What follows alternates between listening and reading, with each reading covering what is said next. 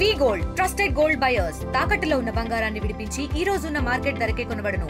మరిన్ని వివరాలకు సంప్రదించండి 77107720.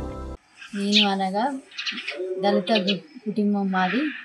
మేము గత సంవత్సరాల క్రితం మా మామగారు 50 ఏళ్ళ క్రితం భూమి కొన్నాడు. ఇది ఇల్లు చోటు కొని మాకు గొడవలు అవుతా అంటే కాగితం రాపిచ్చింది సార్. కాగితం రాపిస్తే ఆ కాగితం రాంగ్ కాగితం అని ఎస్ఐ కానిస్టేబుల్ ఆ కాగితం చెల్లదు అని పక్కకు పడేసి ఫలానా సత్యనారాయణ ఆయనది పరిధిలోకి తీసుకొని మాదేం పట్టించుకోకుండా ఆయన గురించి మమ్మల్ని మెంటల్ టార్చర్ పెడుతున్నారు.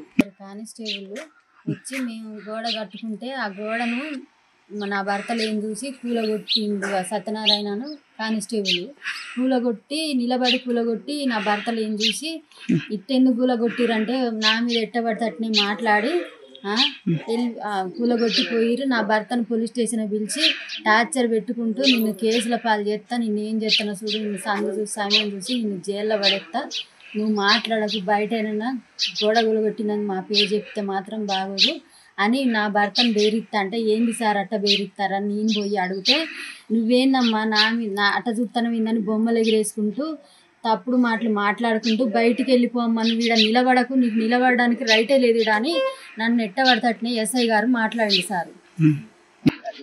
మేము పేదళ్ళం సారు, దళితులం. మేము బాలన్న మా మీద మంచిగా గట్టిగా చర్యలు తీసుకుంటారని మేము నమ్ముకుంటున్నాం సారు. మేము పేదలం, మాకు అండాదిరికి ఎవరు లేరు.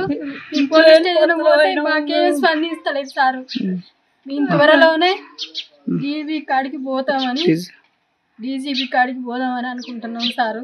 బాలన్న మాకు న్యాయం చేయాలని మేము పదే కోరుతున్నాం సారు. నా కొడుకును, నన్ను, నా బిడ్డను, నా భర్తను మెంటల్ టార్చర్ పెడుతున్నారు సార్. వాళ్ళు ఏం చేస్తారు వాడు ఒక్కడే అని మమ్మల్ని ఎట్టబడతట్నే మాట్లాడుతాండు ఎస్ఐ గారు. కానిస్టేబుల్ మమ్మల్ని టార్చర్ పెడుతున్నారు. ఆ టార్చర్కి తట్టుకోలేక నా భర్త హాస్పిటల్ పాలయ్యిండు, హాస్పిటల్కి వెళ్ళిపోయిండు. ఇండియా పాకిస్తాన్ తాజా అప్డేట్స్ కోసం డౌన్లోడ్ చేసుకోండి RTV లైవ్ యాప్.